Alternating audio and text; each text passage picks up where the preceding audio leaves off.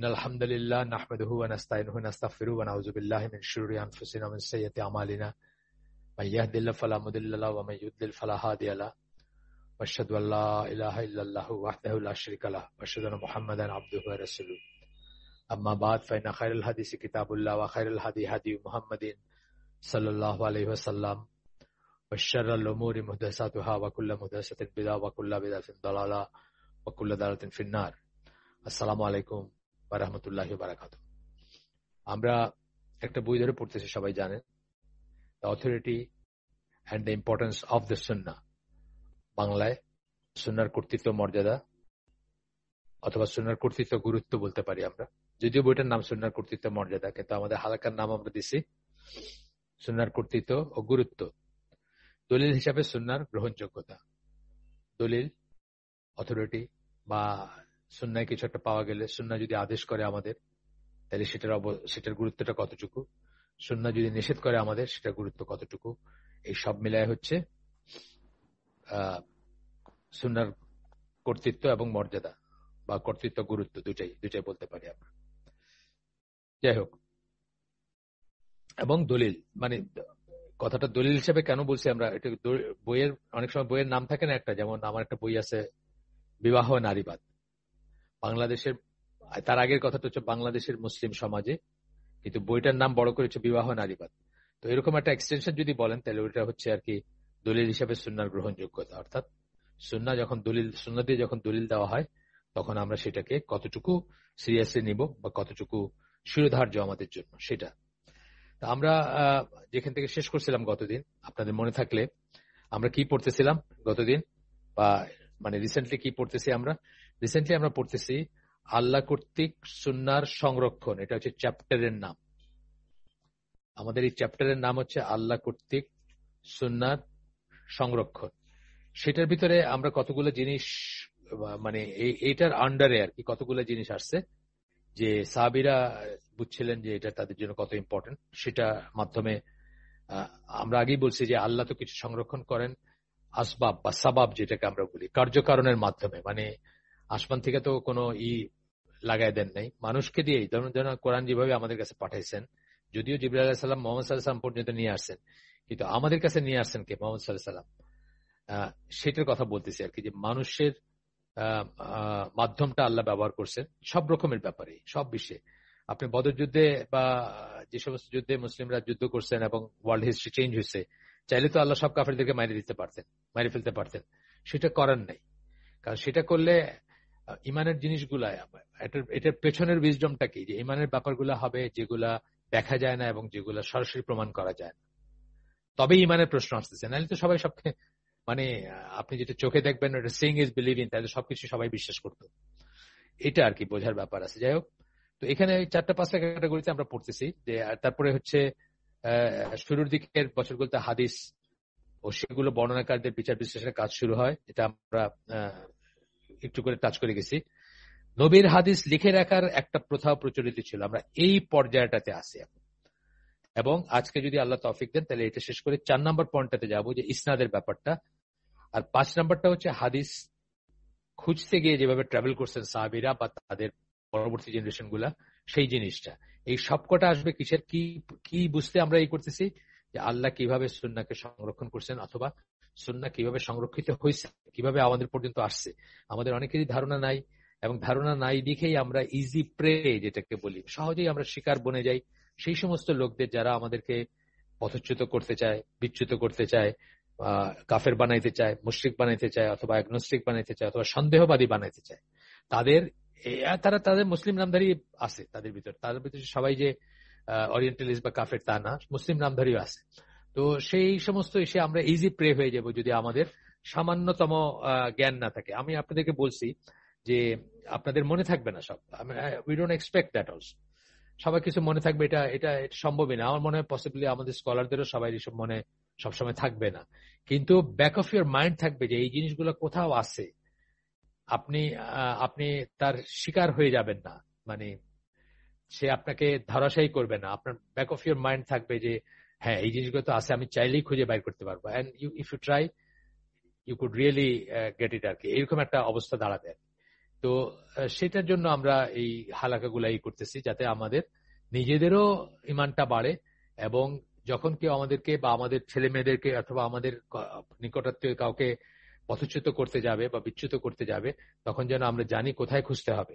সেটা one of the reasons যে জন্য আমরা কিন্তু এইভাবে পড়তেছি বা এই জিনিসগুলো পড়তেছি। আদারওয়াইজ এই জিনিসগুলো হয়তো অনেকের কাছে মনে হতে পারে যে এগুলো তো একটু স্কলারলি ব্যাপার, আমাদের কি পড়ার দরকার ছিল নাকি বা এই ধরনের। আচ্ছা, যেদিন গতদিন যেখানে শেষ করছি আমরা, মুস্তাফা আল আজমের PhD thesis studies in early hadith literature থেকে আমরা কিছু উদ্ধৃতি পড়ছি। তো এখানে আসতেছে যে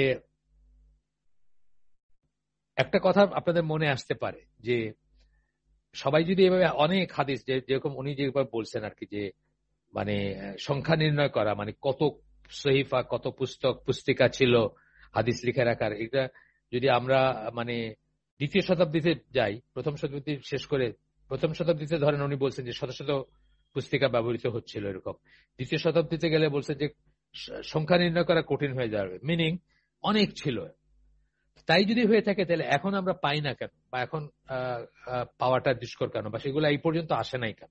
এটা মনে প্রশ্ন জাগতেই পারে, যে কোনো একটা রেশনাল মনে এই প্রশ্নটা আসতে পারে। তাহলে আমরা দেখি না কেন, আমরা পাই না কেন, আমরা ওয়াই উই স্টার্ট ফ্রম বুখারি, অথবা মেজর কাজগুলা বুখারি অ্যান্ড অনওয়ার্ড হয়েছে, তার আগের গুলো আমরা পাই না কেন? হ্যাঁ, এখানে এই প্রশ্নটার উত্তর দিচ্ছেন, আমরা দেখব। এখানে বলছেন, সরি আমার ওয়াইফ আমাকে এক কাপ চাও দিছে সামনে, তা আমি একটু সিপ করবো, একটা সিপ দিব আর কথা বলবো ইনশাল্লাহ। তো এখানে বলছেন মুস্তাফা আল আজম নিজেই বলতেছেন, তার উদ্ধৃতি এক্স্যাক্টলি, এই বইগুলো নষ্ট করে ফেলা হয়নি, বা সেগুলো নষ্ট হয়েও যায়নি, নষ্ট করা হয়নি বা নষ্ট হয়ে যায়নি, বরং পরবর্তী সময়ের স্কলারদের কাজে সেগুলোর আত্মীকরণ ঘটেছে। এইটা একটা বোঝার ব্যাপার। যখন একজন ধরেন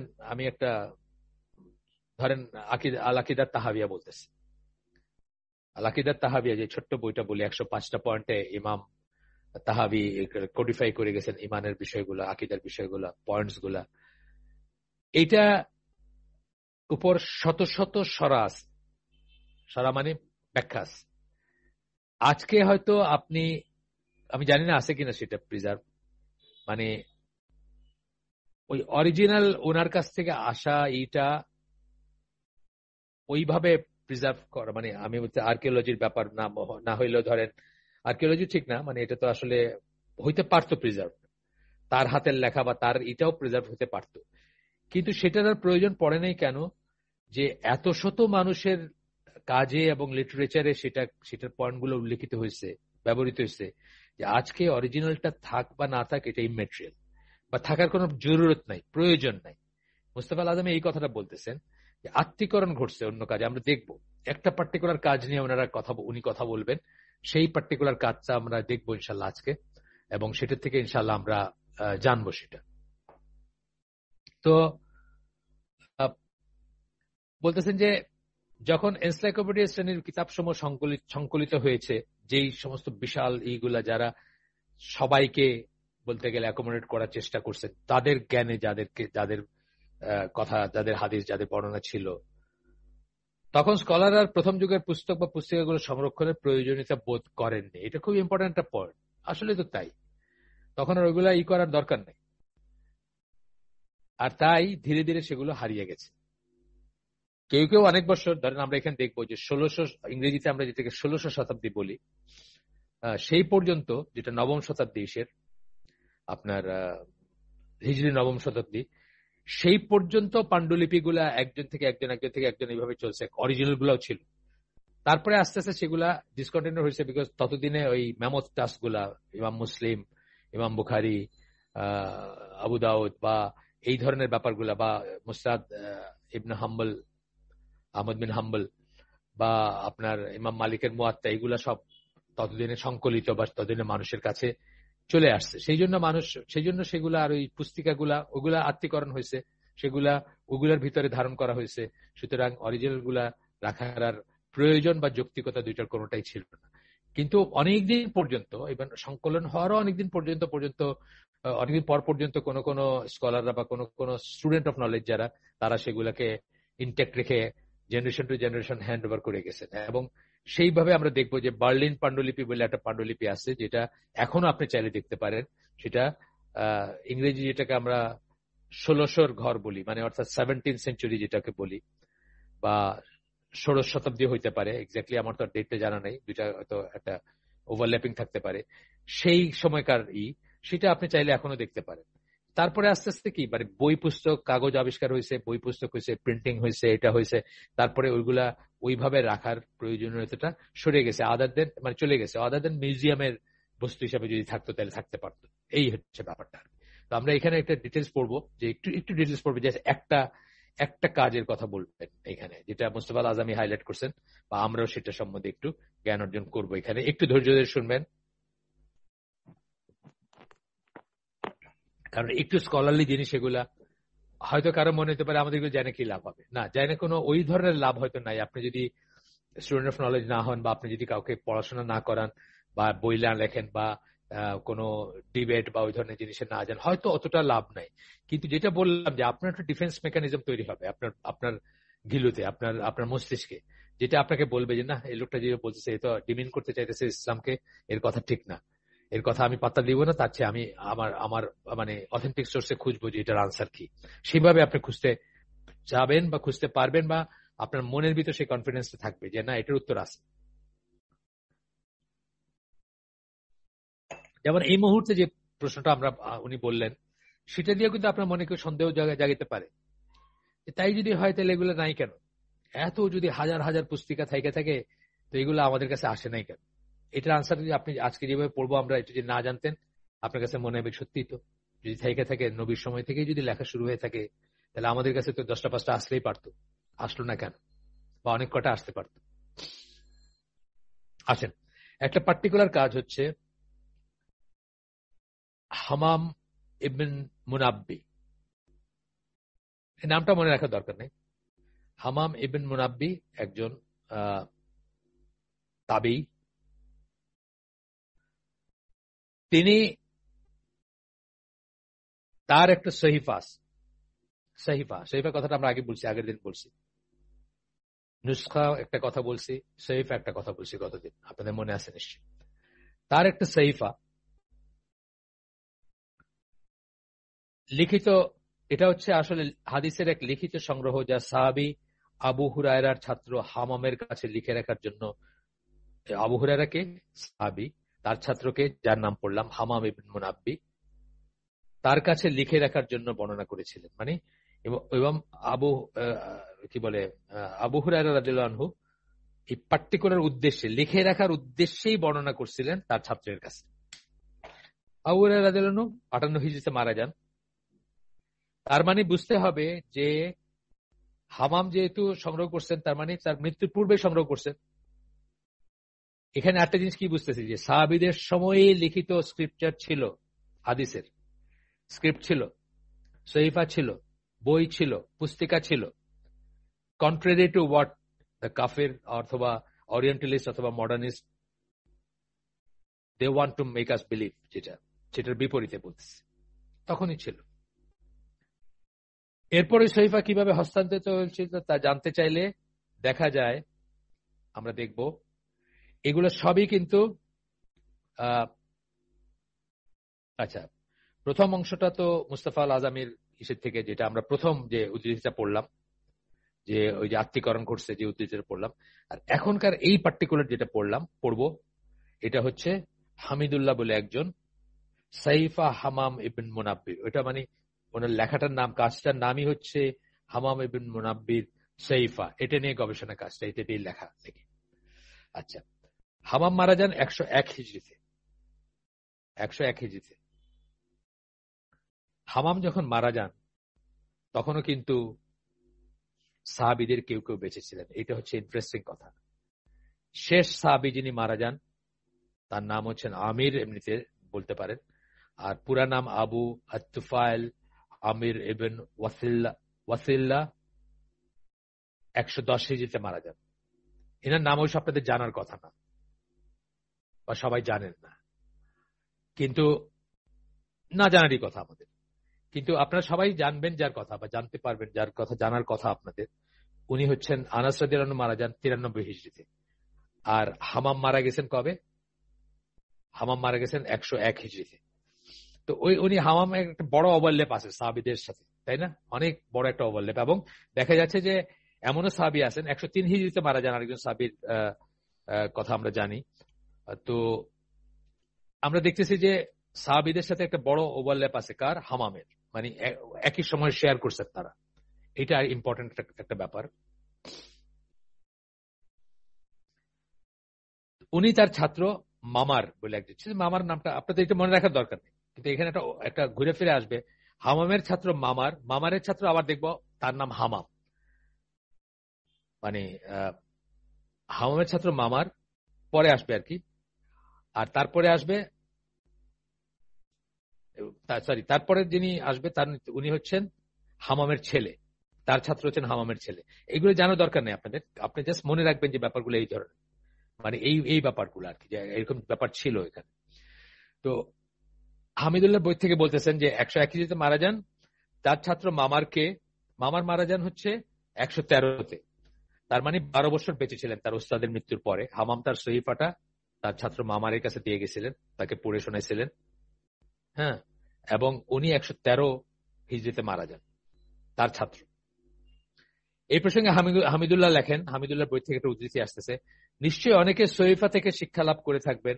সৌভাগ্যবশত হামাম এর শিষ্যদের মাঝ ভিতর মামার ইবন রশিদের মতো একজন ব্যতিক্রমী ও উৎসাহী মানুষ ছিলেন, যিনি কিনা কোনো যোগ বিয়োগ ছাড়াই তার ছাত্রদের কাছে পৌঁছে দিয়ে গেছেন। মানে মামার ইবন রশিদ, তিনি তার ছাত্রদের কাছে পৌঁছায় দিয়ে গেছেন। কি পৌঁছায় দিয়ে গেছেন? হামামের যে সহিফা সেটা। এবং উনি খুব উৎসাহী ছিলেন, উনি খুব আমানতদার ছিলেন, তার কাছে পৌঁছায় দিয়ে গেছেন তার ছাত্রদের কাছে। তাহলে একটু জাস্ট দুইটা স্টেপ বললাম আমরা। হামাম বলে একজন ছিলেন, হামাম ইবন মুনাব্বি, উনি তার ছাত্র মামার ইবন রশিদের কাছে তার সহিফাটা দিয়ে গেছেন, সেটা অবিকৃতভাবে তিনি তার ছাত্রদের কাছে দিয়ে গেছেন। এবং তার একজন বিশ্ববিখ্যাত ছাত্র হচ্ছেন আবার আব্দুর রাজ্জাক ইবন হামাম, অর্থাৎ যে প্রথম হামামের কথা বললাম আমরা, তার ছেলে, প্রথমে যে হামামের কথা বললাম তার ছেলে আব্দুর রাজ্জাক ইবন হামাম, তিনি আবার তার কাছে হ্যান্ড ওভার করে দিয়েছেন। এই পরে আমরা দেখতেছি যে ইনার ছাত্রদের ভিতরে এই যে এখন যার নাম বললাম আব্দুর রাজ্জাক ইবন হামাম, মানে থার্ড যিনি পাইলেন সহিফাটা, তার ছাত্রের ভিতরে দুজন ফেমাস ছিলেন। এবং উনি কি করছেন? হামামের সহিফাকে তিনি নিজের কাজে মিশিয়ে ফেলবেন না, বরং সেটাকে অক্ষুণ্ণ অবস্থায় সংরক্ষণ করবেন এবং একটা স্বয়ংসম্পূর্ণ কাজ হিসেবে তার পরবর্তী প্রজন্মের কাছে হস্তান্তর করে যাবেন। এই ধরনেরই সিদ্ধান্ত নিয়েছিলেন উনি, এবং তাই করে গেছিলেন। আর তার ছাত্রদের ভিতরে কারা আছেন? ফেমাস দুজনই আছেন, একজন হচ্ছেন আহমদ বিন হাম্বল, আরেকজন হচ্ছেন আব্দুল হাসান আহমদ ইবন ইউসুফ আল সুলাইমি। তাহলে আমরা পরিচিত নামের ভিতরে চলে আসলাম, কিন্তু হয়তো ইনাদের নামটা আমাদের কাছে অত পরিচিত না। হামাম বা মামার এবং আব্দুর রাজ্জাক এনাদের নামটা আমাদের কাছে অত পরিচিত না, কিন্তু আমরা এখন খুব পরিচিত মানুষের ভিতরে চলে আসলাম, আহমদ বিন হাম্বলের কাছে চলে আসলাম, যে ওনার পর্যন্ত অবিকৃত ভাবে হামামের যে সহিফা ছিল সেটা এসে পৌঁছেছে।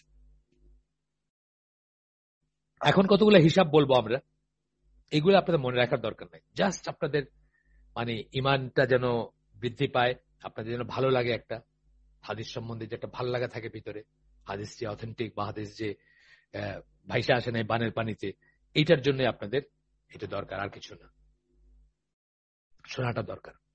মনে রাখতে পারলে ফাইন, কিন্তু কেউ যদি মনে রাখতে না পারেন তাতে কিছু মানে হইলো, মানে কোনো কিছু মানে কোনো গুস্তাকি হইলো বা কোন রকমের মানে খারাপ আচরণ হইলো, এমন কোনো কথা নেই।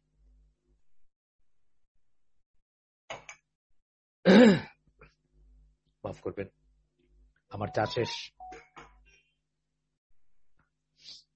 এখন খুব মজার দুইটা জিনিস দেখবেন, একটু খেয়াল করে শুনেন। যেটা বললাম, প্রেজেন্স অফ মাইন্ড থাকলে হবে কি, জিনিসটা আপনাদের মানে ওই মুখস্থ মনে না থাকলেও আপনাদের অন্তত মনে থাকবে যে মানে ব্যাপারটা কোথায় আছে। এটা যেটা বারবার বলতেছি আমি, প্রেজেন্স অফ মাইন্ড বলছি একটা, আরেকটা বলছি কি, আরেকটা বলছি যে কনসিস্টেন্স, লেগে থাকবেন, যেটুকু শিখবেন লেগে থেকে শিখবেন এবং ভালোভাবে শিখবেন আর কি। আচ্ছা, কি বলতেছেন এখন দেখেন, দুটি হাদিস ছাড়া আহমদ তার মুসনাদে এই গোটা কাজটিকে অর্থাৎ সহিফাকে অন্তর্ভুক্ত করেছেন। তাহলে দেখেন সহিফাতে যে হাদিস ছিল 100 সামথিং ছিল, পরে দেখবো আমরা নাম্বারটা, দেখা গেল যে দুইটা 137টা ছিল, 137টা হাদিস ছিল। আহমদ বিন হাম্বল তার মানে কি করছেন, 135টাই তার কাজের ভিতরে করে গেছেন উনি। তাহলে দেখেন সহিফাটা প্রিজার্ভ করার, যদিও প্রিজার্ভ করছেন আহমদ বিন হাম্বল ছাড়া আর যে ছাত্রের কথা বললাম আমরা, উনি কিন্তু প্রিজার্ভ করে গেছেন সহিফা।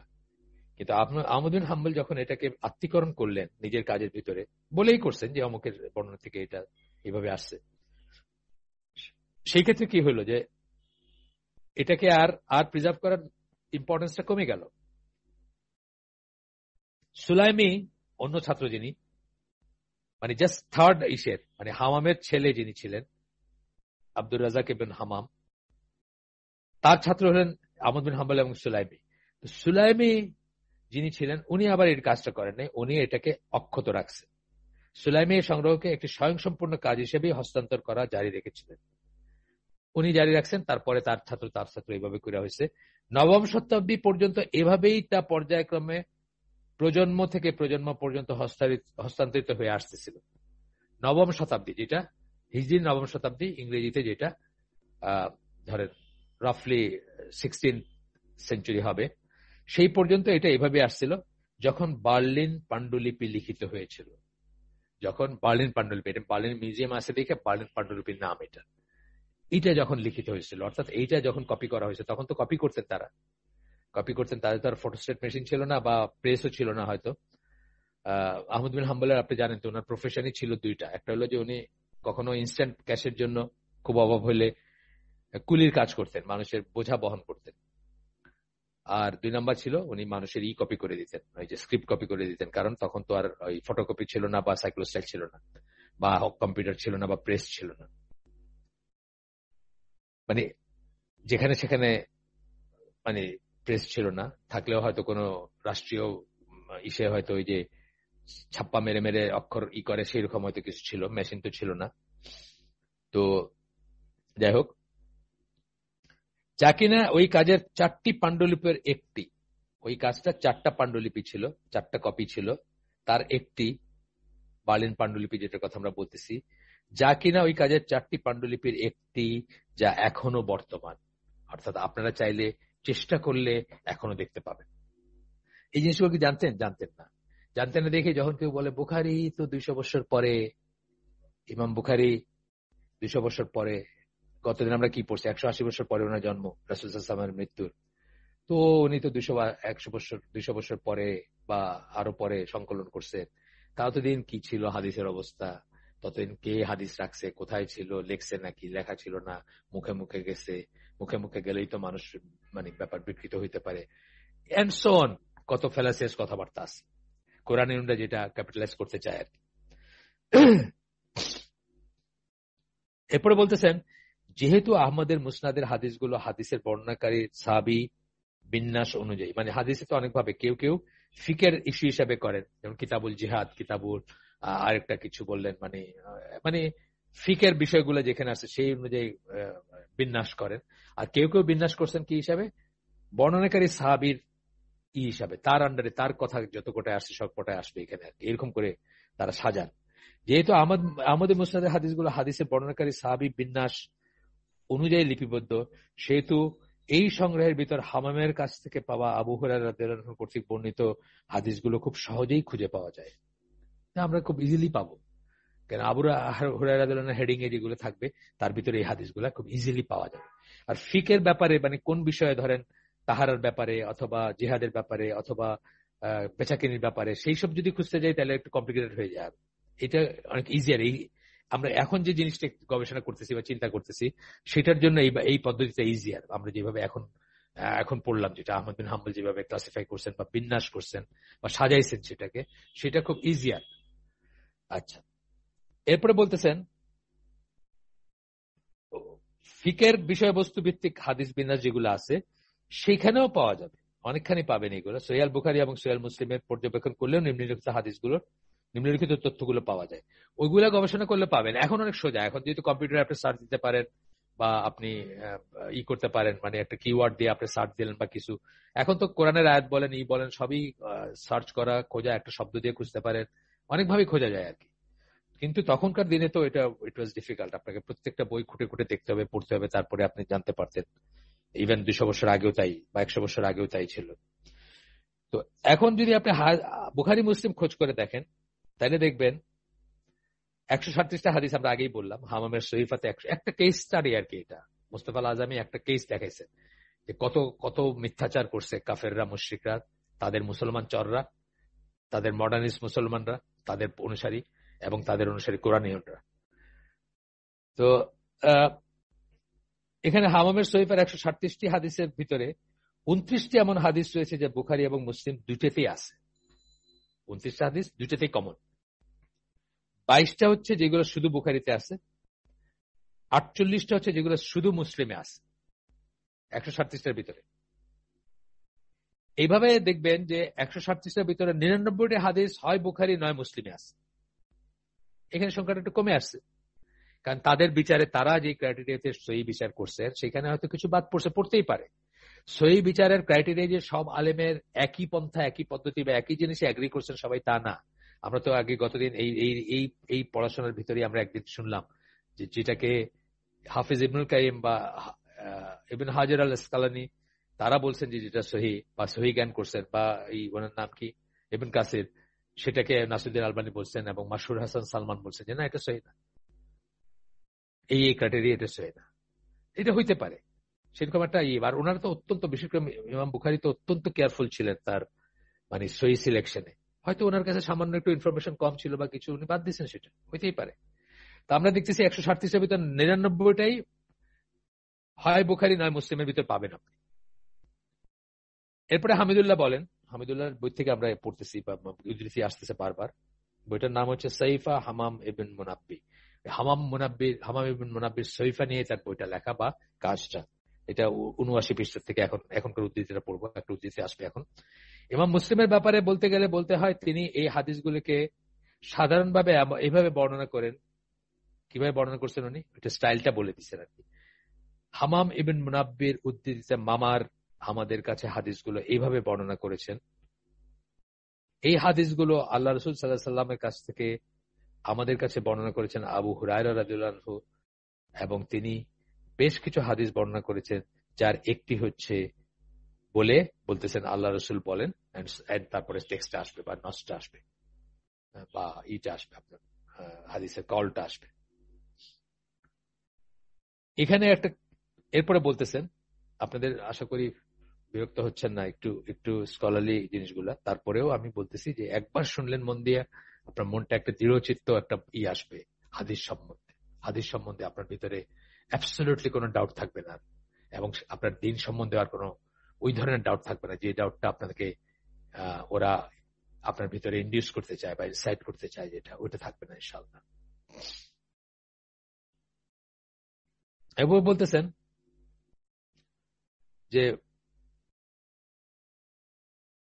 নিচের কাজগুলোর সবগুলো না হলেও শরীফার বহু হাদিস স্থান পেয়েছে। ও আচ্ছা, সরি, বলতেছেন কোনগুলাতে? বুখারী, মুসলিম এবং আব্দুর রাজ্জাকের মুসান্নাফ। আব্দুর রাজ্জাক মুসান্নাফ কিন্তু আরেকটা পুস্তক, সেটাতে স্থান পাইছে এই হাদিসগুলা। কোনগুলা? হামামকে তাবেই, কার ছাত্র? আবু হুরায়রা রাদিয়াল্লাহু আনহু ছাত্র, ডিরেক্ট ছাত্র। আচ্ছা, তো তারপরে মামার হচ্ছেন হামামের ছাত্র, মামারের জামি এবং এমনকি হামামের সহিফা, অর্থাৎ সমস্ত প্রকাশিত গ্রন্থে আদি সহিফার হাদিসগুলোর অনেক কটি ছাপা হয়েছে। 137টা হাদিসের অনেক কটাই ছাপা হয়েছে এইগুলাতে, যেগুলো বললাম। আহমদের মুসনাদে দেখলাম আমরা কটা, 137টার ভিতরে 2টা বাদে, মানে 135টাই ছাপা আছে বা 135টাই পাবেন আপনার ওখানে। এই সকল সংগ্রহগুলো পর্যবেক্ষণ করে দেখা যাবে যে হাদিসগুলোর অর্থ আসলে, এগুলোর শব্দ অর্থ বলতেছেন আসলে এগুলোর শব্দাবলীও আবু হুরায়রার সময় থেকে নিয়ে আল বুখারীর সময়কাল পর্যন্ত পরিবর্তিত হয়নি। ইট ইজ ভেরি ইম্পর্টেন্ট এই কথাটা। তাই যদি হয়ে থাকে, বুখারীর সময় পর্যন্ত পরিবর্তিত না হয়ে থাকে, তাহলে আমরা বুখারীতে বর্ণিত হাদিস নিয়ে কোন রকম সন্দেহের অবকাশ থাকে না। আমরা বলতে পারি নিঃসন্দেহে যে আবু হুরায়রার মুখে যেটা আসছিল, যা বলছিলেন, বুখারীতে সেটা লিপিবদ্ধ হয়েছে। এই বোধটা থাকা খুব ইম্পর্টেন্ট। এই বোধটাকে সন্দেহ ঢুকাইতে চায় তারা, এই বোধটাকে ডিকনস্ট্রাক্ট করতে চায় তারা। আমি আরেকভাবে বললাম কথাটা। এরপরে হামিদুল্লাহ মন্তব্য করতেছেন, আপনার এটা ওনার ওই একই বই থেকে, সহিফা হামাম ইবন মুনাব্বি, সেই বই থেকে আসতেছে।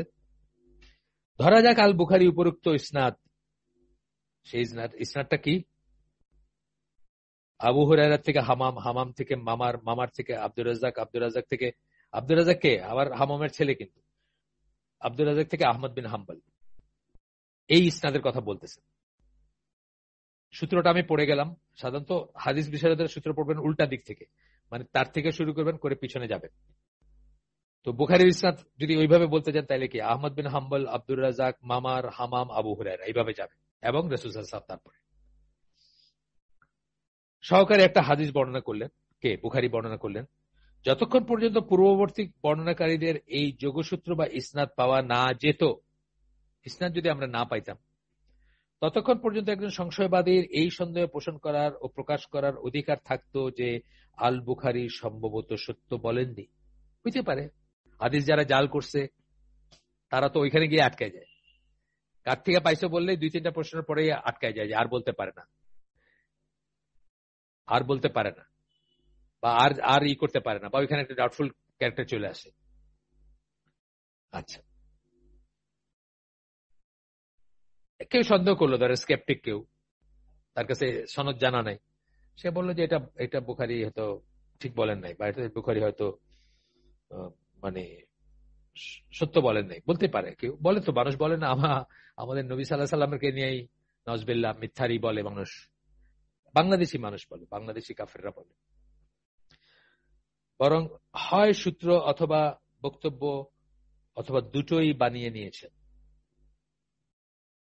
বলতে পারতো যে সূত্র অথবা বক্তব্য বা দুইটাই বানিয়ে নিয়েছেন, যদি ভেরিফাই করার উপায় না থাকতো। কিন্তু আমাদের কাছে আছে ভেরিফাই করার উপায়, সেটা একটা সায়েন্স, আমরা পরে পরে পড়বো। কিন্তু এখন যেহেতু পূর্ববর্তী সকল সূত্রই আমাদের জানা, এই যে আমরা বললাম প্রত্যেককে জানি, আমরা প্রত্যেককে চিনি। বুখারীর আগে আহমদ চিনি, তার আগে আব্দুর রাজ্জাক চিনি, তার তার লেখালেখি বা আমরা পাই এখনো। তার আগে মামার, তার আগে হামাম, তার আগে আবু হুরায়রা। এবং হামামের সহিফা তো আমি বললামই যে 16 শতাব্দীতে যেটা করা হয়েছে, সেটা আপনি এখনো মিউজিয়ামে দেখতে পাবেন চাইলে। কিন্তু যেহেতু হামিদুল্লাহর কথা শেষ হয় না এখনো, যেহেতু পূর্ববর্তী সকল সূত্রই আমাদের কাছে জানা, আমাদের জানা আছে, সেহেতু আল বুখারী নিজে বানিয়ে কিছু লিখেছেন এমনটা কল্পনা করার সম্ভাবনা নেই, অথবা জালকারীদের কাছ থেকে শুনে কোনো কিছু বর্ণনা করেছেন সেটা কল্পনা করার অবকাশ নেই। সাম্প্রতিক সময়ে এই পূর্ববর্তী কাজগুলো আবিষ্কার হওয়াতে এগুলোর প্রত্যেকটির সত্যতা যাচাই করা এবং করা আমাদের পক্ষে সম্ভব। আমরা দেখতে পারি আহমদ বিন হাম্বলের সে আছে কিনা এটা একটা হাদিস, যেহেতু উনার 2টা ছাড়া বাকি সব কটা আছে। উনি কোথায় পাইছেন লিখছেন ওইখানে, ওটা আমরা দেখতে পারি। হামাম হামাম পর্যন্ত তো আমরা দেখতেই পারি। আর হামাম তো বলছেন আবু হুরায়রা থেকে পাইছেন, তার মানে আমরা পুরাটাই ভেরিফাই করতে পারি। এগুলো যে সবই বিশুদ্ধ সেটা স্বীকার করতে এখন যে কেউ বাধ্য, except our Quranian superheroes আর কি, সুপার হিউম্যান এবং সুপার হিরোজ, তারা ছাড়া যে কেউ তা তো পড়ে না। আসলে সবচেয়ে বড় কথা হচ্ছে তারা পড়ে না। তাহলে তো ওই যে আল্লাহ রসুল তাদেরকে যেভাবে বর্ণনা করে গেছেন সেইভাবেই কথা বলে তারা, যে কোরআনে যা আছে নিয়ে আসো, হেলান দিয়ে বলবে, অলস গবেষণা করবে না, পড়বে না, জানতে চেষ্টা করবে না। কোরআনে যা আছে নিয়ে আসো, তোমাদের আর আমাদের ভিতরে ওটা দিয়ে কথা বলি। আল্লাহ রসুল বলে গেছেন এরকম টাইম আসবে মানুষ এরকম কথা বলবে, ঠিক সেভাবেই কথা বলে এরা। আহমদ যেভাবে করছেন, লিপিবদ্ধ করছেন, সেটা আসলে বিশেষভাবে উল্লেখযোগ্য। কেন? ওইখানেই আমরা হাইয়েস্ট নাম্বার অফ হাদিস পাচ্ছি সহিফার। তার মুসনাদে কেবল একটি হাদিস পাওয়া যায় যা সহিফার পাণ্ডুলিপিতে নেই, এবং সেখানে 2টি হাদিস অনুপস্থিত যেগুলো সহিফার পাণ্ডুলিপিতে আছে। মানে উনি যখন সাজাইছেন এটাকে বর্ণনাকারী হিসাবে, তাহলে একটা পাওয়া যায় যেটা সহিফার বাইরের থেকে আসছে, আর 2টা পাওয়া যায় যেগুলো সহিফাতে আছে অথচ উনি ইনক্লুড করেন নাই। হি হ্যাড হিজ রিজনস, যাই থাকুক সেটা। আচ্ছা, এখানে কিন্তু এই আমাদের আজকের পড়াটার ভিতরে উদ্ধৃতি একটু বেশি, আর উদ্ধৃতি বেশি হলে কি হয়, আমরা বাধ্য হই সেটা হুবহু পড়তে, কারণ তা নাইলে এখানে আমানতদারি থাকে না এবং কোন একটা জিনিস বাদ পড়ে যেতে পারে। আমার কাছে মনে হচ্ছে সেটা ইম্পর্টেন্ট না, কিন্তু আসলে সেটা অনেক ইম্পর্টেন্ট জিনিস, এটা হওয়ার সম্ভাবনা থাকে। সুতরাং আমরা সেই উদ্ধৃতিগুলো পড়বো। হামিদুল্লাহর আরেকটা উদ্ধৃতি আসতেছে। 1300 বৎসরের বেশি পার হয়ে গেলেও এই সংগ্রহের লিখিত বক্তব্যের কোনো পরিবর্তন ঘটেনি। কোনটা? হামামের সহিফা, যেটা যেটা আবু হুরায়রা রাদিয়াল্লাহু আনহু থেকে উনি লিখে রাখছিলেন এবং উনি আবু হুরায়রার ডিরেক্ট ছাত্র ছিলেন। এই হাদিসগুলো কেবল আবু হুরায়রা থেকেই বর্ণিত হয়নি, বরং তার সাথে সম্পর্ক নেই এমন সূত্রে নবীর অন্যান্য সাহাবীদের কর্তৃকও বর্ণিত হয়েছে। এটা তো আছে, একটা ঘটনা অনেক সাহাবীরা বর্ণনা করছেন, তাই না? একটা ঘটনা আমরা কোরআনকে মুতাওয়াতির হাদিস বলা হয় কেন?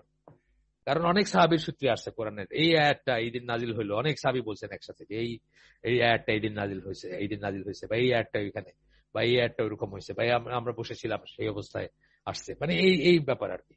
এবং প্রতিটি ক্ষেত্রে যোগসূত্র বা ইসনাদ গুলো আলাদা এবং আলাদা আলাদা সূত্রে আসছে। রাসূল সাল্লাল্লাহু আলাইহি ওয়াসাল্লামের ঠোঁট থেকে নিয়ে আমাদের পর্যন্ত আলাদা আলাদা চেইনে আসছে। একঘেয়ে লাগবে এমন সম্ভাবনা না থাকলে আমরা বিস্তারিত বর্ণনা সহ দেখিয়ে দিতে পারতাম যে আবু হুরায়রা ছাড়াও হামামের সহিফায় সংগৃহীত প্রতিটি হাদিসে কিভাবে অন্যান্য সাহাবী কর্তৃক বর্ণিত হয়েছে। দেখেন, এটা আরেকটা দিক, আরেকটা দিক, চমৎকার আরেকটা দিক, যে আমাদের আমরা তো স্কলারলি এসে বসি নাই, বা আমরা স্কলার না, আমাদের কাছে বোরিং লাগতে পারে, সেটাই বলতেছেন উনি, লাগাটা স্বাভাবিক আমাদের কাছে কারো কারো কাছে। কিন্তু যদি তা না হইতো তাহলে বলতেছেন যে দেখা যাওয়া যাইতো যে সহিফায়, হামামের সহিফায় যে কটা হাদিস আছে এগুলো তো আবু হুরায়রার সূত্রে আগেই আমরা পড়লাম, কিন্তু ওইটা ছাড়াও প্রতিটি হাদিসে অন্য সূত্রে বর্ণিত হয়েছে, মানে অন্য সাহাবীর থেকে আসছে। এই হাদিসগুলো কিছুতেই তৃতীয় বা চতুর্থ শতাব্দীতে জাল করা সম্ভব হতো না। এইটা হচ্ছে কি কথা? তৃতীয় শতাব্দী মানে কি? ইমাম বুখারীর শতাব্দীটা কি তৃতীয় শতাব্দী না তৃতীয় শতাব্দী? তাহলে তৃতীয় শতাব্দীতে জাল করা সম্ভব হইতো না। আমরা দেখাই দিতে পারতাম যে আবু হুরায়রার সূত্রতে আসছে, যেমন অন্য সাহাবীদের সূত্রতে আসছে, পরবর্তীকালে কাউরে একটু বানায় ফেলা যাইতো না, বানায় ফেলার সম্ভাবনা নাই।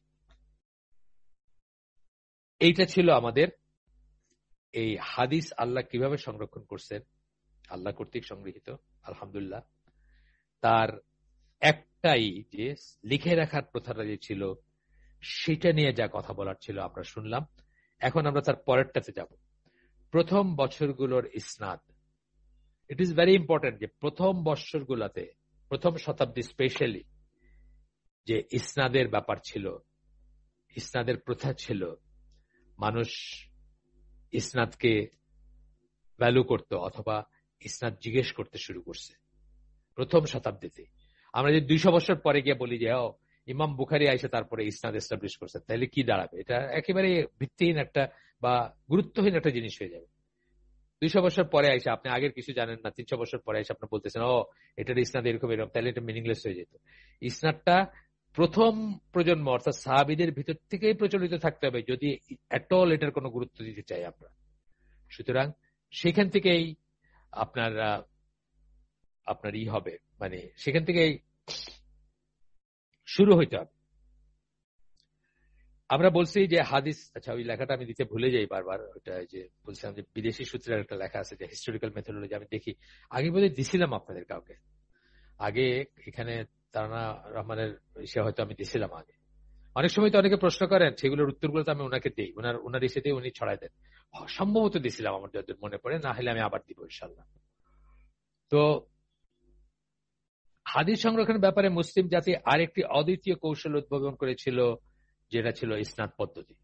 লেখা ছাড়াও ইসনাদ পদ্ধতি, যেটা আমরা বলি ইউনিক টু দ্য মুসলিম উম্মাহ, আর কারো ভিতরে এটা নাই।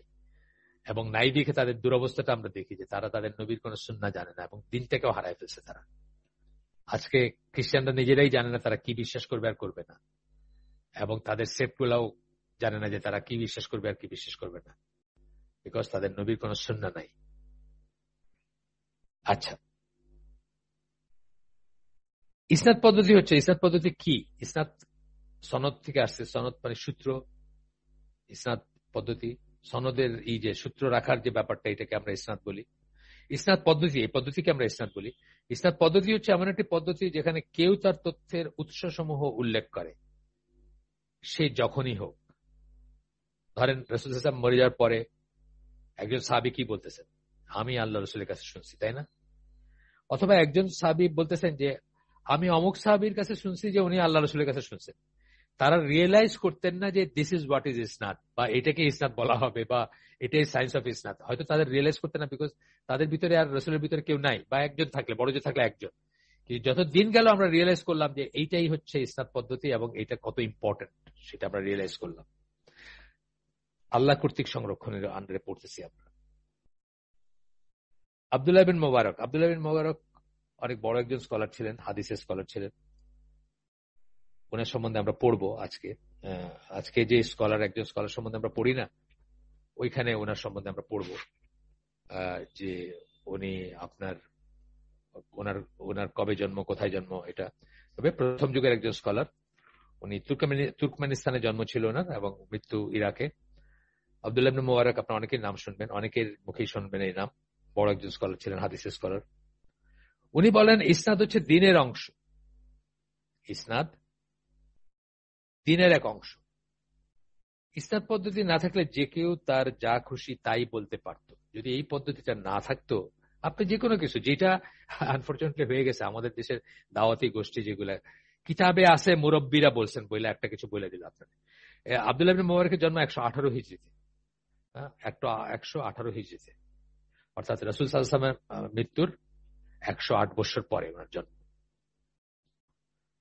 তো তার মানে সেকেন্ড শতাব্দীতে ওনার জন্ম, হিজরি সেকেন্ড শতাব্দীতে ওনার জন্ম। তো উনি বলছেন, কারেক্টলি বলছেন, যে আমাদের দেশে দেখবেন এই যে ফাজাইলে আমল, ফাজাইলে হজ, এগুলাতে দেখবেন কিতাবে আছে মুরব্বীরা বলছেন, বুজুর্গে বলছেন বলে একটা কিছু বলে ফেলেন। কোন দলিলের বালাই নাই। আল্লাহর রাস্তায় বাইর হইয়া 1 টাকা খরচ করলে 49 কোটি টাকার সওয়াব হয়। এবং নজবিল্লাহ এবং নজবিল্লাহ 3 বার, একটা এই কেউ রাস্তায় ফুটপাতে বসে কেউ লিখে ফেলছে, কোন একটা বই হবে আর কি। এই ইজতেমা হইলো যে ইজতেমার আগে আগে আমাদের মেরিনারদের একটা গ্রুপ আছে, আমাদের মেরিনারদের মানে জাহাজী যারা, তাদের একটা গ্রুপ আছে, ফর মেরিনার্স 1 এবং 2 দুইটা গ্রুপ আছে। আমরাই আমাদের তিনি ভাই ওটার পরিচালনা করেন। একজন আসলে 3 জন পরিচালনা করেন, আমি happen to be one of the admin আর কি। ওরাই করে, আমি জাস্ট ওভারসি করি আর কি। ওইখানে একটা ভাই ক্যাপ্টেন মোতাহার, উনি ওই আপনাদের জোনে থাকেন, শান্তিবাগে থাকেন, আপনাদের জোনে না, ঠিক একটু দূরে শান্তিবাগ। তো উনি একটা তুলে দিচ্ছেন লিখিত বই, বুঝছেন, ওখানে বলতেছে যে মসজিদুল হারামে নামাজ পড়লে 1 লক্ষ গুণ সওয়াব, আর ইজতেমার মাঠে পড়লে 49 কোটি গুণ সওয়াব। এবং একটা হাদিসের নামও দিয়ে দিচ্ছে, কোন একটা গ্রন্থের নাম দিয়েছে, নজবিল্লাহ। এইটা বলতেছি আর কি, যার যা খুশি তাই বলতে পারত যদি ইসনাদের ব্যাপারটা না থাকতো। এইটা বলতেছেন এই আব্দুল্লাহ বিন মুবারক। তিনি আরো বলেন, আব্দুল্লাহ বিন মুবারক আরো বলেন, আপনি যদি ব্যক্তি থেকে জিজ্ঞেস করেন যে হাদিসটি কোথায় পেয়েছে, তবে সে চুপ করে যেতে বাধ্য হবে। কখন বাধ্য হবে? যেহেতু ইসনাদের ব্যাপার আছে। আপনি যদি ধরতে পারেন ঠিক মতো যে তুমি কোথায় পাইছো, চুপ।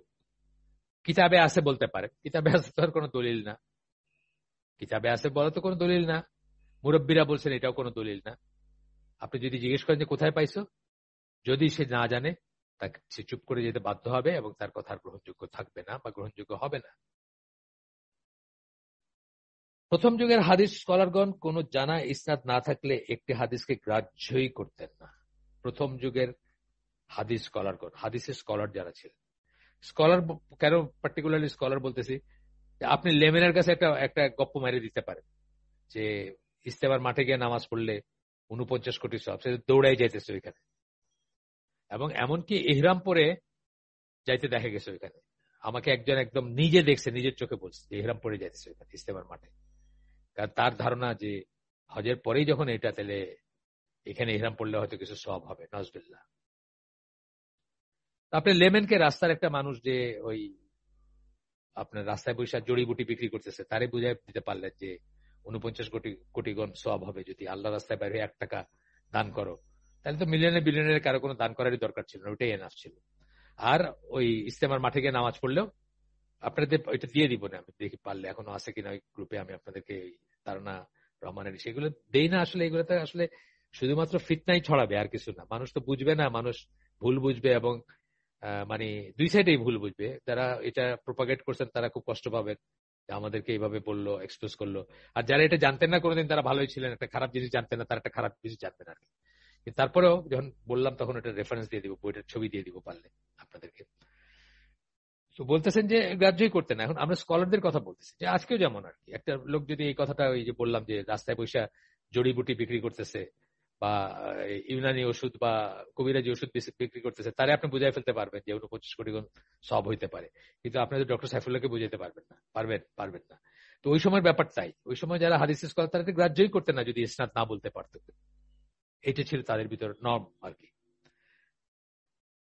এটা বলতেছেন এই কথাগুলো আমরা তো ইসের কাছ থেকে পড়লাম, আব্দুল্লাহ বিন মুবারকের মতামত পড়লাম এখানে। হাদিসের শুদ্ধতার জন্য ইসনাদ এক গ্যারান্টি অথবা নিরাপত্তা হিসেবে কাজ করেছে এবং এখনো করে থাকে, এখনো তাই। এরপর সুফিয়ান আস-সাউরি 161 হিজরিতে মৃত্যু। উনি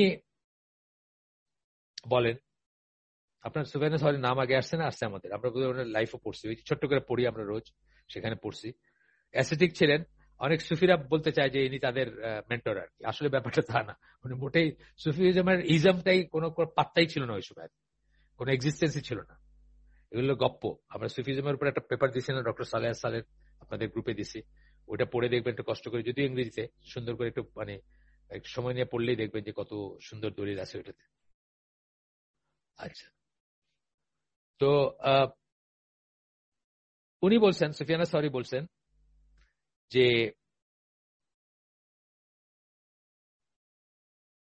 ইসনাদ হচ্ছে বিশ্বাসীর কথা বলতেছে, বিশ্বাসীর জন্য ইসনাদ হচ্ছে তার তরবারি, বিলিভারদের জন্য তার তরবারি। তার সাথে যদি তার তরবারি না থাকে তবে সে কি দিয়ে যুদ্ধ করবে? তরবারি যদি না থাকে তাহলে কি দিয়ে যুদ্ধ করবে সে? ইসনাদ ব্যবহার করে মুসলিম স্কলারগণ ওই সব নব্য উৎপাদনকে নির্মূল করতে সক্ষম হয়েছিলেন। নানা লোকে ইসলামে যেগুলোকে সংযোজন করার চেষ্টা করেছিল, অনেক মানুষ ইসলামে অনেক কিছু সংযোজন করার চেষ্টা করছে, এটা আমরা অস্বীকার করি না। ফিতনার পরে স্পেশালি, ফিতনা বলতে ওসমান রাদিয়াল্লাহু মৃত্যু, তারপরে কি হলো, ডিভাইডেড হয়ে গেল মুসলিম উম্মাহ। তাকে যারা মারছে তারাও একটা গ্রুপ হয়ে গেল, খারেজি, বা তাকে যারা হত্যা করছে তারা।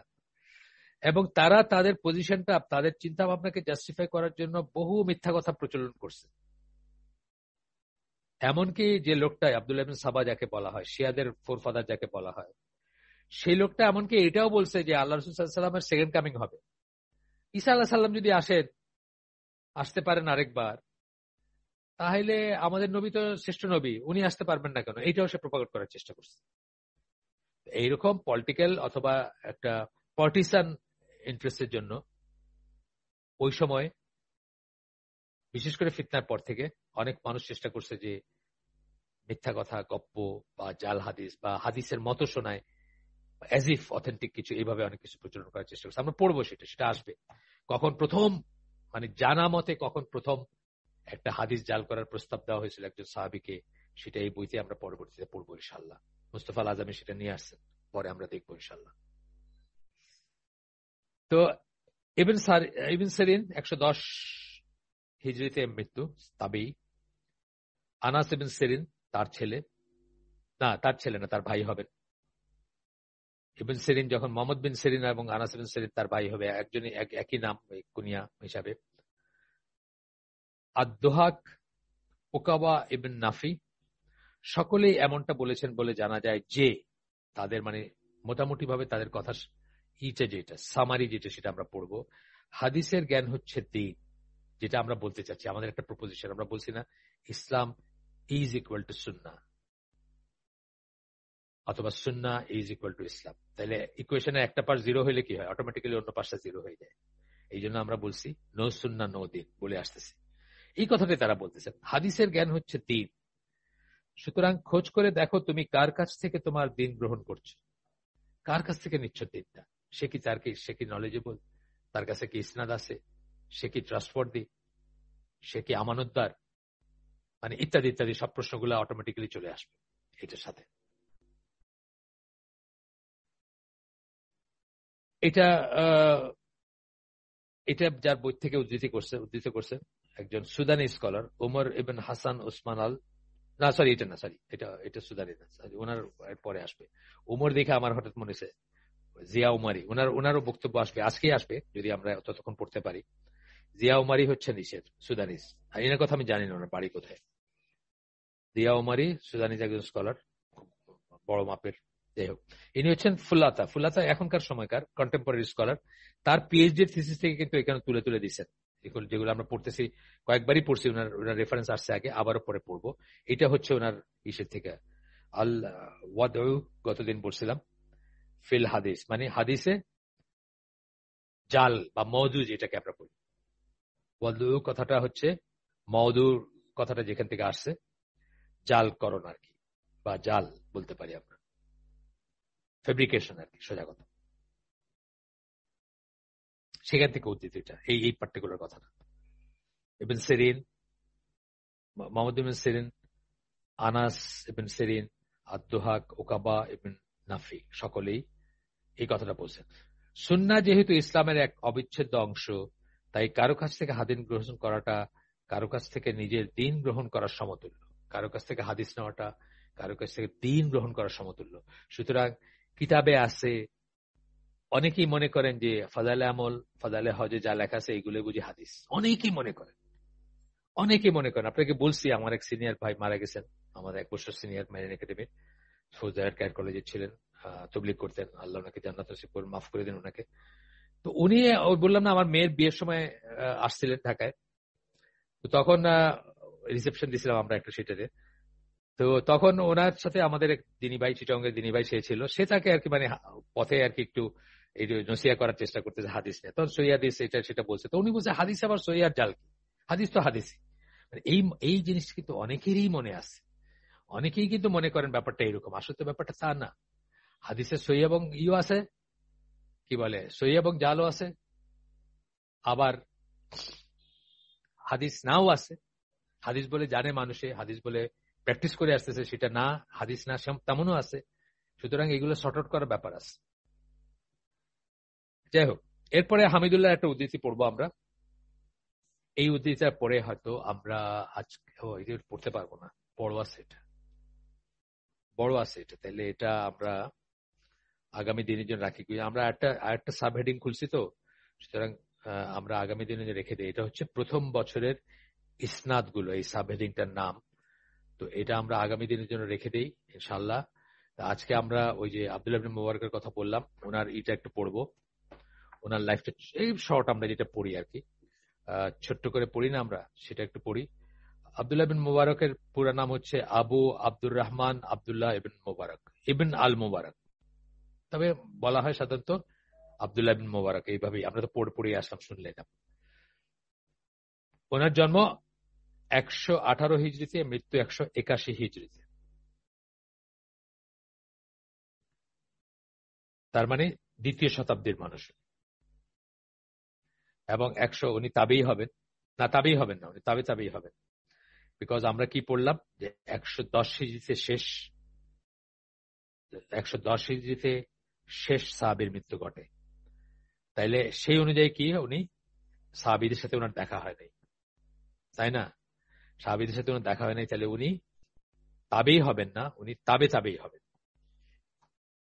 এগুলা একটু করার আমার মাঝে কনফিউশন হয়, সবসময় হয় না কিন্তু অনেক সময় কনফিউশন হয়। আর সুফিয়ান আস-সাউরি যার কথা বললাম, উনি বেয়ারলি তাবেই, কারণ ওনার জন্ম 97 হিজরিতে, তখনও সাহাবীরা বেঁচে ছিলেন বা সাহাবীদের সাথে দেখা হওয়ার সম্ভাবনা ছিল। তো উনি হচ্ছেন আপনার কি বলে, উনি তাবেই হওয়ার পসিবিলিটি আছে। Followers, he studied under many of the followers who had taken, উনি তাবেইদের কাছে পড়াশোনা করছেন, কিন্তু উনি নিজে তাবেই, এই কথাটা এখানে কোথাও লেখা নাই। ঠিক আছে, আমরা শিওর না উনি, কিন্তু বয়স অনুযায়ী উনি তাবেই হইতে পারতেন, কিন্তু এখানে কোথাও লেখা নাই। যাই হোক, বিসাইডস দ্য পয়েন্ট, আমাদের অত গবেষণার দরকার নাই। আমরা জানবো যে উনি সালাফদের একজন, প্রথম 3 প্রজন্মের একজন, দ্যাটস ইট। পরে আমরা যদি কখনো ডিটেলস আরো হিস্ট্রি পড়ার চান্স পাই, এখানে লেখা নাই আমি যেখান থেকে পড়ি, কিন্তু ভালো চান্স আছে। কিন্তু উনার স্টুডেন্টদের ভিতর ইমাম আবু হানিফা, এটা আবার আরেকটা ব্যাপার আর কি। উনার স্টুডেন্টদের ভিতর ইমাম আবু হানিফা একজন, সেটা আবার কিন্তু ইমাম আবু হানিফার সামনে আবার দেখা হয়েছে, কি বলে, সাহাবীদের দেখা হয়েছে, মানে ওনাকে তাবেই ধরা হয়, কিন্তু ইনার সাথে দেখা হয়েছে কিনা আমি শিওর না। He himself had numerous important students including Abu Hanifa. কার? সুফিয়ান আস-সাউরির কথা বলতেছেন, প্রসঙ্গে আসলো বলে বললাম আর কি। যাই হোক, আমরা আব্দুল্লাহ ইবনে মুবারকের ইসে যাই। আব্দুল্লাহ ইবনে মুবারক 118তে জন্ম, হিজরিতে 181তে মৃত্যু। ওনার জন্ম হচ্ছে আপনার মার্ভ বলে একটা জায়গা, তুর্কমেনিস্তানে। এখানে যদি মারওয়া লেখছেন, কিন্তু অ্যাকচুয়ালি মার্ভ জায়গাটার নাম, হয়তো মারওয়া আরবিকে বলে কিনা সেটাকে আমি জানি না। তুর্কমেনিস্তানে একটা জায়গায় ওনার জন্ম, এবং মৃত্যু হয়েছে ইরাকে, হিত বলে একটা জায়গা ইরাকে। আর আপনার ওনার সম্বন্ধে আসতেছে famous scholar of hadith. He travelled a great deal and collected hadith, যেটা আমরা পরবর্তীতে পড়বো যে কিভাবে সাহাবীরা, তাবেঈরা মানে পড়ছেন, আপনার মানে ট্রাভেল করছেন হাদিস কালেক্ট করার জন্য, দেখবো আমরা। এটা অ্যামেজিং স্টোরিজ ওখানে। হি লিভড অফ ট্রেড, ব্যবসা করতেন। পার্টিসিপেটেড ইন জিহাদ করছেন, and gave generously for the sake of Allah, এবং দান করতেন অনেক। He made a collection of hadith on jihad and another one on ar-riqaq. রিকাক হচ্ছে words that soften the heart. Heart softener বলি না আমরা কথা, সেটা আর কি। এইটার উপর কালেকশন আছে তার হাদিসের, জিহাদের উপর এবং অন্তর নরম করে যেগুলা, বা সেটার উপরে আছেন। তারপরে বলছেন যে উনি মার্ভ বা মারওয়া, যেটাকে আমরা বললাম, সেখানে জন্ম এবং মৃত্যু হচ্ছে ইরাকের হিট নামক জায়গায়। তো আজকের জন্য আমরা আমাদের আয়োজন এখানে শেষ করে দিব। সুবহানাকা আল্লাহুম্মা ওয়া বিহামদিকা আশহাদু আল্লা ইলাহা ইল্লা আনতা আস্তাগফিরুকা ওয়া আতুবু ইলাইক। আমরা যে শুনলাম তার ভিতরে ভালো কিছু শুনে থাকলে সমস্ত প্রশংসা আল্লাহর, আলহামদুলিল্লাহ। খারাপ কিছু শুনে থাকলে সমস্ত ব্যর্থতা আমার, এবং সেটা শয়তানের তরফ থেকে। আল্লাহ আমাদেরকে তৌফিক দেন যে ভালো শুনলাম তার উপর আমল করার। আসসালামু আলাইকুম ওয়া রাহমাতুল্লাহি ওয়া বারাকাতুহু।